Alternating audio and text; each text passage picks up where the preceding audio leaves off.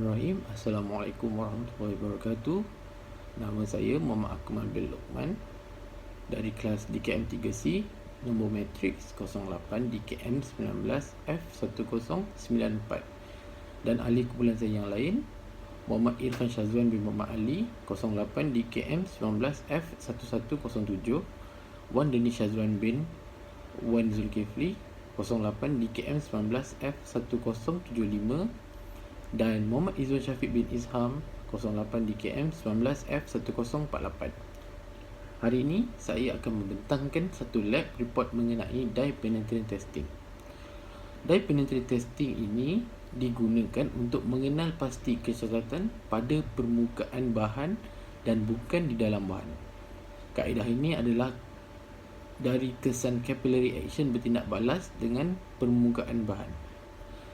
Kaedah ini mempunyai kelebihan tersendiri, iaitu kos yang murah, sensitivity yang tinggi dan mudah diinterpret.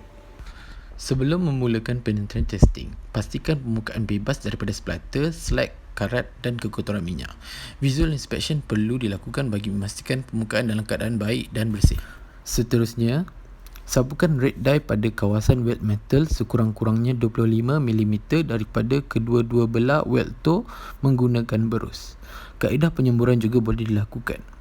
Biarkan di antara 5 hingga 15 minit bagi memastikan red dye meresap ke dalam pembukaan yang ada pada weld metal.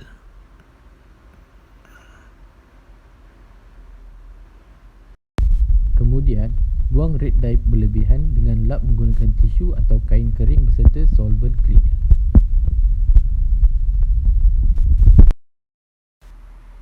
Selepas itu, semburkan developer pada kawasan ujian senipis yang boleh.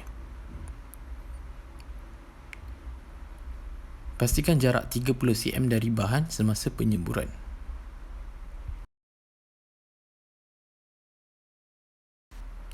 Biarkan development time selama 15 minit. Ini adalah hasilnya. Our discussion. First, the test surface is clean to remove any dirt, paint, oil, grease or any loose scale that could either keep penetrant out of defect or cause irrelevant or false indication. Cleaning methods may include solvent, alkaline cleaning steps, vapor degreasing or media blasting.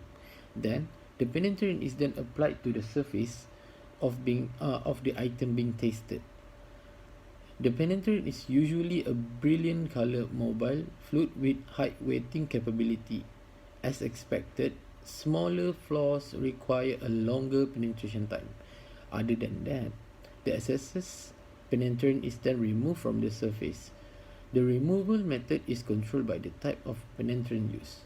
When using solvent remover and lint-free cloth, it is important to not spray the solvent on the surface directly because this can remove the penetrant from the flaws. Then, after excess penetrant has been removed, a white developer is applied to the sample.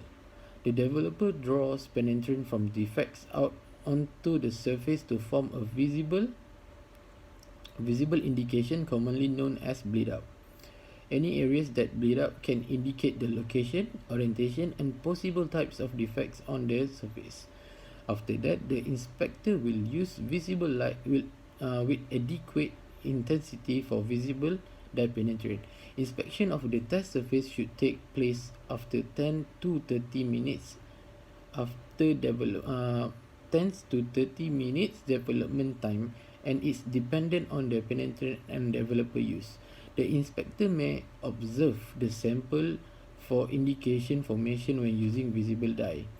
It is good to practice to observe indication as they form because the characteristic of the bleed out are a significant part of interpretation, characterization of flaws. The last step is the part needs to be cleaned to remove all developer after it has been evaluated. Now we proceed to our conclusion.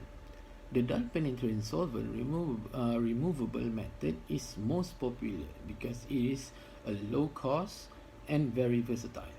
It typically comes in 3 aerosol cans: cleaner, penetrant, and developer. The aerosol cans are very versatile, which allows them to be taken up ladders, inside boilers, down into pits, and into very tight place. The dye penetration testing is a technique using colored penetrating liquid to locate surface breaking defects through capillary action. The penetrant may be applied to all non-ferrous materials and ferrous materials, although for ferrous components, magnetic particle inspection is often used instead of its subsurface defection capability. There are 6 basic steps to follow when using the dye penetrant solvent removal method. The step is pre-cleaning, apply penetrant, remove penetrant, apply developer, evaluate indication, and post-clean part. That's all from me. Thank you.